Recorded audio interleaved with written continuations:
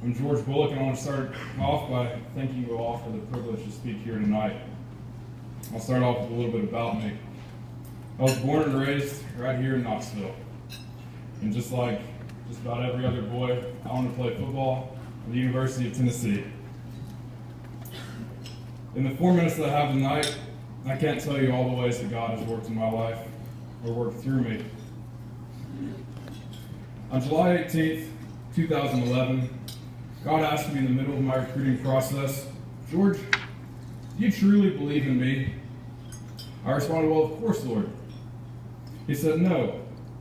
Do you really?" I said, "Yes, Father. I trust you in all situations." He responded by telling me to look up Hebrews 11, verse 1. It says, "Now faith is being sure of what we hope for and certain of what we do not see." He then told me, "George, you will play football for Tennessee because you have trusted in me even when you can't see me." I later signed a scholarship with Tennessee and continued to dream all about what my career would hold as a kicker for the Vols. I'll now skip forward a little bit in time to the summer of my freshman year. I was praying in the basement of the chop house, and I broke into tears, crying out to God because I had anger ruling in my heart because football wasn't everything I imagined it would be. My dreams were not unfolding the way I expected them to. Worst of all, I felt distant from God. As I said, I was in tears as I prayed, crying out to God to please take the anger from my heart, and I asked him to please use me in any way that he pleased. When I was praying this, I had no idea if anything would change or if he'd use that prayer at all. So a few days later, during practice, I was punting the ball when I got hit by a teammate. His helmet hit my shin right as my foot made contact with the ball. I quickly realized that I had broken my kicking leg. Since then, my career has been anything but what I dreamed it would be. Since breaking my leg, I've had countless injuries. I've strained my groin, I've pulled my quad multiple times, and the list goes on and on. I haven't played very much in my time as a Vol. I don't have any stats that you could look up and be impressed by my numbers.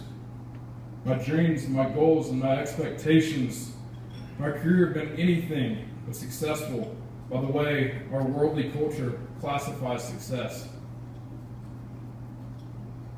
Thankfully, God's written a script for my life that I would have never dreamed or naturally chosen.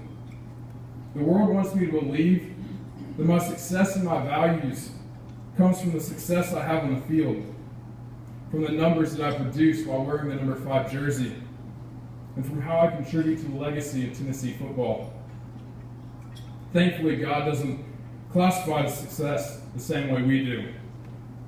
He isn't judging me by my success on the field. He isn't judging me by my numbers. And he certainly isn't judging me by the contribution to Tennessee football that I leave behind. He is concerned with my heart.